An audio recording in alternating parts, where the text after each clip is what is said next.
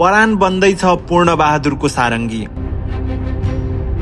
मेरो मन रुनी पार्दिनु भयो। मेरो बाउलाई कति गर्नु फिर्ता पठाउनु जस्तो लाग्छ मलाई।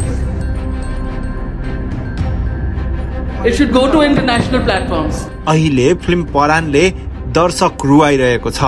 सुरुका 2 दिन बर्सात लगायतका कारण परानले हलमा दर्शक पाएको थिएन, तर बिस्तारै वर्ड अफ माउथका कारण उकालो लागेको परान अहिले ब्लकबस्टर बन्ने बाटोमा छ।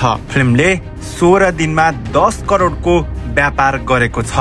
कार्तिक 24 गतेबाट प्रदर्शनमा आएको यो फिल्मले पारिवारिक कथा बोकेको छ। दीपक आचार्य निर्देशित फिल्ममा मदन कृष्ण श्रेष्ठ, निर शाह, पूजा चन्द, केकी अधिकारी, महेश त्रिपाठी, अञ्जना बराइली लगायतका कलाकारले दमदार अभिनय गरेका छन्। पहिला बाआमा मरेपछि छोराछोरी टुहुरो हुन्थे, अहिले छोराछोरी पढेपछि बाआमा टुहुरो हुन्छन् भन्ने फिल्मको डायलग पनि अहिले निकै चर्चित भइरहेको छ।